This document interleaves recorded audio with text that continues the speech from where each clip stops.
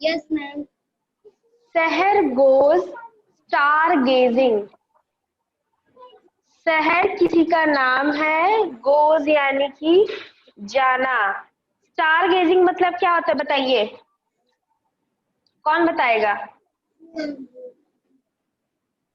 Ma'am तारा। हाँ,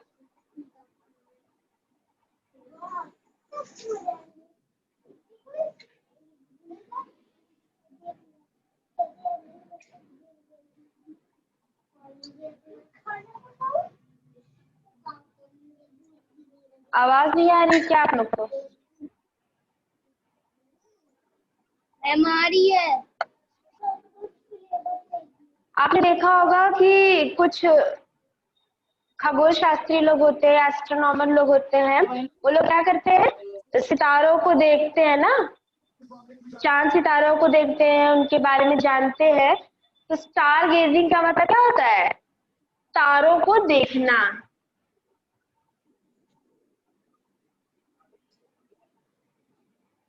या observe करना, सितारों को ऑब्जर्व करना।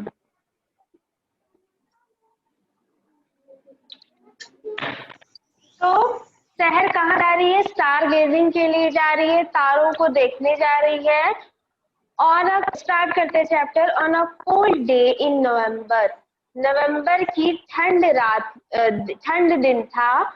Sarah and her father were heading towards Sariksha, a small wildlife sanctuary near Alwar. कहाँ जा रहे हैं? अलवर राजस्थान में एक जगह है सरीक्षा, जो कि एक छोटा सा वाइल्ड लाइफ सेंचुरी है, जहाँ पे सितारों के बारे में और जीव जंतुओं के बारे में, प्रकृति के बारे में पता चलता है। कहाँ पर है ये? राजस्थान में है। They left Delhi at about 3 o'clock, और उन्होंने दिल्ली को 3 बजे छोड़ दिया था। In the afternoon and hoped to cover the 175 kilometer distance in about 5 hours. 5 घंटों में 175 किलोमीटर दूरी तय करने का उन्होंने सोचा। However, they were not going to Sariksha to see wild animals. लेकिन वो लोग सरीक्षा जंगली जानवरों को देखने नहीं जा रहे थे। Armed with their star and a good telescope, they had set out to look more closely at the Great Bear, a constellation in our galaxy, the Milky Way. हमारी गैलेक्सी कौन सी है? मिल्की वे, जिसको आकाश गंगा भी कहते हैं। वो लोग सरीक्षा में जानवरों को देखने नहीं जा रहे थे, बल्कि उनके हाथ में चार्ट्स थे और टेलीस्कोप था। वो लोग क्या करने जा रहे थे? कॉन्स्टलेशन देखने जा रहे थे, हमारी गैलेक्सी का। They reach a dimly lit lodge, और वो लोग क्या करने, कहाँ पहुंच गए? छोटा सा एक पार्क था, वहां से ठहरने की कोई जगह होती है ना, वो तो वो लोग कॉन्स्टेलेशन को देखने के लिए जब सरीक्षा पहुंचते हैं तो they reach a dimly lit lodge, वो एक छोटी सी जगह पर गए जहां पर ठहर सकते थे। Located just outside the century, century यानी कि जहाँ पे वो लोग वाइल्ड लाइफ देखने के लिए लोग जाते हैं, वहां पर छोटी सी जगह थी, वहां पर वो लोग रुके बाहर। This was what they wanted because it meant little or no artificial city light would spoil the view of the night sky। और यही इन दोनों को चाहिए था, शहर और उसके पिताजी को यही नजारा चाहिए था कि ज्यादा लोग ना हो, शहर ना हो, लाइटें ना हो, ताकि जो सितारों का व्यू है वो खराब ना होने पाए। क्योंकि वो लोग वहां पे स्टार गेजिंग करने गए थे, सितारों को देखने गए थे। और क्या देखने गए थे? कॉन्स्टलेशन देखने गए थे। कॉन्स्टलेशन तारों का एक ग्रुप होता है जो एक आकृति बनाता है। आपने देखा होगा सप्तऋषि ना, तो स्टार्स का ग्रुप होता है ना, ऐसे लाइन से वो बने रहते हैं, ऐसे एक ऐसी आकृति रहती है, फिर एक ऐसी आकृति रहती है। तो यही कुछ आकृति स्टार्स की ये लोग देखने गए थे। हाँ, तो इसी को देखने ये लोग गए थे। दिस वॉज, इसीलिए उन लोग को लाइट, कम लाइट और एकदम खाली जगह चाहिए थी। देखिए यहाँ पे शहर और उसके फादर कैसे खड़े होकर स्टार गेजिंग कर रहे हैं, सितारों को देख रहे हैं। They had, this was, हाँ, Seher set up the telescope and focused it on a cluster of stars. Seher ने पूरा टेलीस्कोप सेट किया और वो अब स्टार्स को देखने के लिए तैयार हो गई थी। 5 minutes of gazing through her telescope, she gave an excited cry. Excited यानी कि खुशी। तो कुछ मिनट तक स्टार्स को देखने के बाद शहर खुशी से चिल्लाई। एक्साइटेड क्राई यानी कि खुशी से चिल्लाई।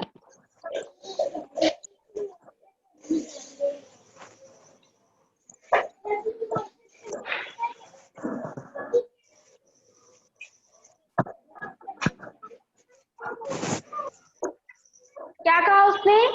Dad look at this, oh it's gone. Dad इसे देखिए, अरे ये तो चला गया। Her father also saw it, you just seen a comet शहर। और उसके पिताजी ने भी देख लिया और क्या कहा कि तुमने अभी अभी एक कॉमेट देखा है। कॉमेट जानते हो क्या होता है?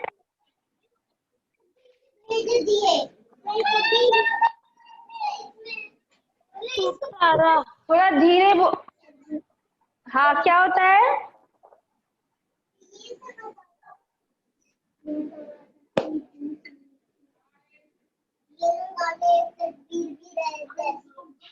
कभी कभी रात में आपने देखा होगा कि आसमान में एक जोर का से थोड़ा सा लाइट जैसी नीचे की तरफ जाती है या गुजर जाती है जल्दी से, देखा होगा ना? तो उसी को कॉमेट कहते हैं। तो वो जब तुरंत आता है तुरंत चला जाता है, एक लाइट की तरह तुरंत आता तुरंत चला जाता है। तो शहर ने अपने पिताजी से कहा कि पापा देखिए जल्दी, और जैसे उसने कहा वैसे वो चला गया।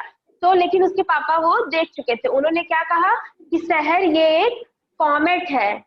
ओ yes, remember reading about it in all a science magazine. शहर ने क्या कहा? हाँ मुझे याद आया, साइंस की मैगजीन में मैंने इसके बारे में पढ़ा था। Tell me more about comets dad, शहर सेड। शहर ने कहा कि मुझे कॉमेट के बारे में और बताइए। कॉमेट को हिंदी में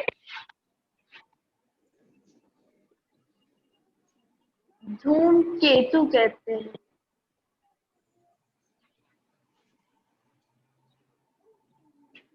तो उसने कहा कि शहर ने कहा कि मैंने मैगजीन में इसके बारे में बहुत पढ़ा था, आप मुझे और बताइए धूमकेतु के बारे में।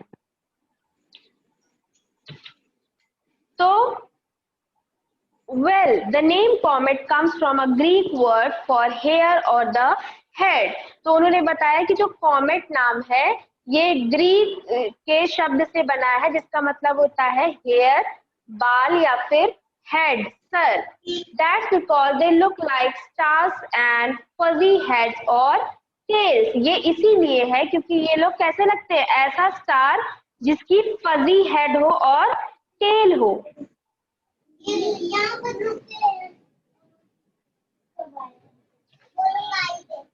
जैसे बिखरे बिखरे से बाल हो या फिर कोई पूंछ हो। विच एवर, जैसे वो नहीं होता है डॉग्स का फजी फजी बाल होते हैं, पैरेट्स के जो बाल होते हैं वो उखड़े उखड़े से जब हो जाते हैं तब वैसा ही। विच एवर यू हाँ, way you look at them, जैसे जब भी आप इनको देखेंगे आपको लगेगा कि स्टार्स के बाल हैं जो बिखर गए हैं, उखड़ गए हैं। They are not really stars, ये लोग पूरी तरह से स्टार्स नहीं होते हैं। And do not have any light of their own, और इनके पास खुद की लाइट भी नहीं होती है। ये जो जलते रहते हैं ये इनकी खुद की लाइट नहीं होती है। They reflect the light of the sun just like the moon, ये भी सूरज की रोशनी से जलते हैं जैसे कि चांद जलता है। If a comet isn't a star, what is it? asked Seher. Seher ने कहा कि कॉमेट अगर स्टार नहीं है, सितारा नहीं है, तो फिर कॉमेट है क्या? You can think of a comet as a ball of ice. उसके डैडी बता रहे हैं कि आप कॉमेट को एक आइस के बॉल की तरह भी कह सकते हैं, या फिर एक डस्ट की तरह, या small pieces of rock going around the sun, या फिर ये भी कह सकते हैं कि रॉक के छोटे छोटे पीसेस, रॉक यानी कि पत्थर, रॉक मतलब पत्थर। तो आप ये भी समझ सकते हैं कि ये पत्थर है जो सूरज के आसपास जा रहे हैं। When it goes too close to the sun, the heat melts the ice and great clouds of gas and dust go streaming behind it. और जब ये जो धूमकेतु है, जो कॉमेट है, ये बहुत ज्यादा नजदीक चला जाता है सूरज के, तो सूरज की गर्मी की वजह से ये इसका जो धूल है या जो आइस है वो मेल्ट हो जाएगा, वो बर्न हो जाएगा और वो गिरने लगेगा, और वो हमें जो आसमान में दिखता है वो तब उसी तरह दिखाई देगा। This is what, and dust goes streaming behind it. This is what appears to be the tail of fuzzy head of the comet. Most people have never seen a comet because they are too far for us to see without powerful telescopes, said her father. उनके पिताजी ने बताया कि ज्यादातर लोगों ने comet नहीं देखा है। क्यों? क्योंकि कॉमेट हमसे बहुत दूर पर है, तो एक खास तरह का टेलीस्कोप आता है जिसके थ्रू ही हम इन सब चीजों को देख सकते हैं। और आपके यहाँ पे पिक्चर में पेज नंबर 62 पर यहाँ पर कॉमेट का भी एक पिक्चर दिया हुआ है। So, who was discovered and wrote about comets? asked Sahar. आज सहर ने कहा कि जब हम लोग देख नहीं सकते, सिर्फ टेलीस्कोप से ही देख सकते हैं, तो ऐसा कौन सा वो पहला व्यक्ति था जिसने कॉमेट के बारे में इन्वेंशन किया, कॉमेट के बारे में पता लगाया? An English astronomer by the name of Edmund Halley discovered the first, wrote about comets and their movement. Edmond Halley, ये नाम आप लोग को याद रखना है। एडमंड हेली ने सबसे पहले कॉमेट के बारे में पता लगाया था।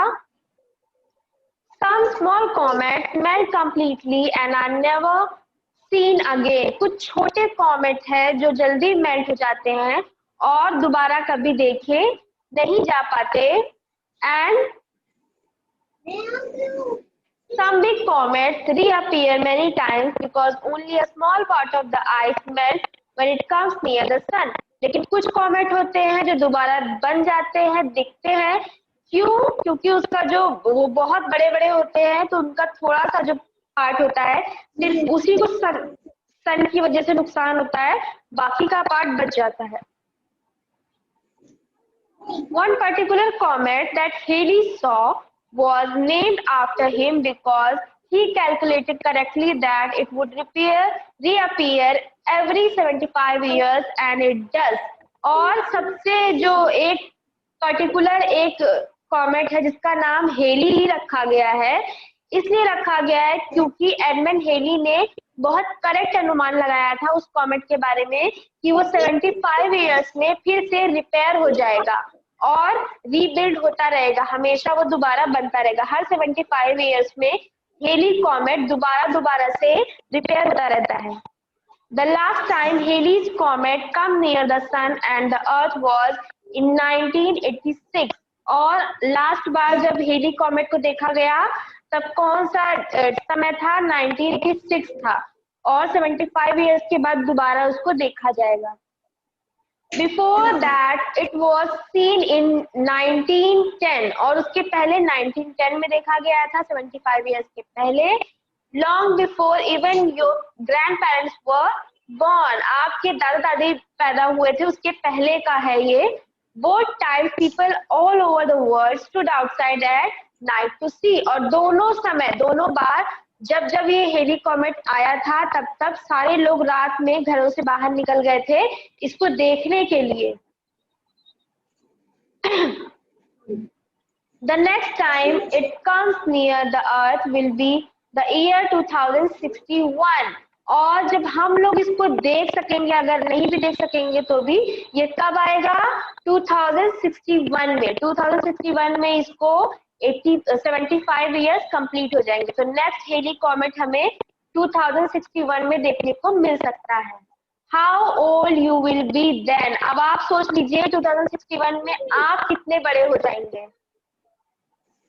सहर laughed at the thought and said, सहर इस बात पे हंसी और उसने कहा, that will allow me so much more time to learn about stars. उसने कहा कि तब तक तो मैं सितारों के बारे में बहुत कुछ पढ़ चुकी होंगी. I think I want to be an astronomer and discover new things.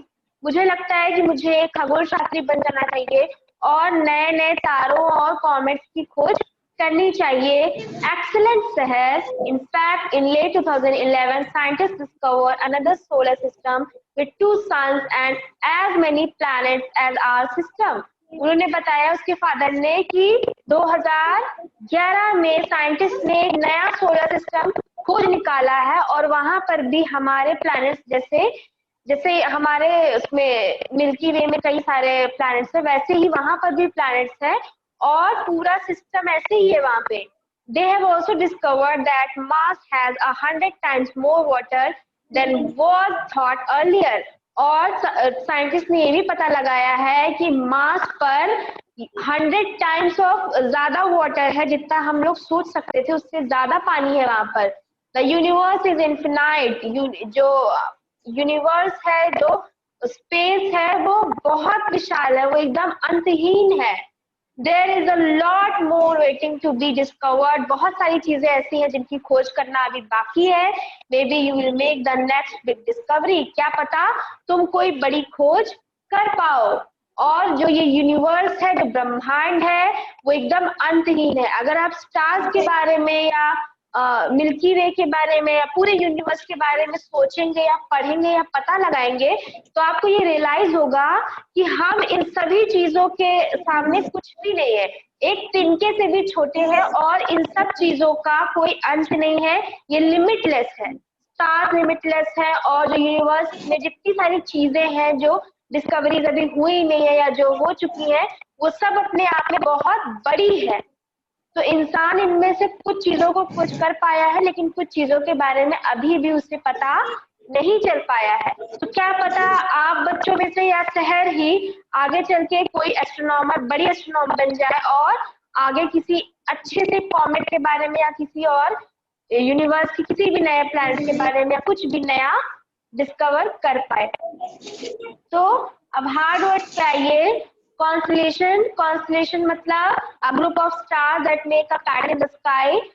सितारों का एक समूह जो आसमान में कोई आकृति बनाता हो. Galaxy a collection of different star systems.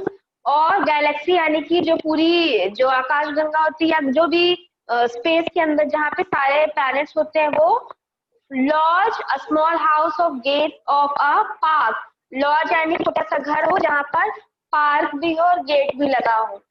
Fuzzy unclear. Fuzzy यानी अनक्लियर मतलब धुंधला धुंधला सा. इन्फिनाइट मतलब अनएंडिंग. इन्फिनाइट मतलब जिसका कोई अंत ना हो, अंतहीन. तो आपका ये चैप्टर यहीं से एंड होता है. किसको क्या प्रॉब्लम है बताइए? सबको समझ में आया या जिसको कुछ समझ में नहीं आया वो बताए? No ma'am. कॉमेट क्या है बताइए? कॉमेट के बारे में समझ में आया सबको? Yes ma'am. हाँ, आ गया. यस.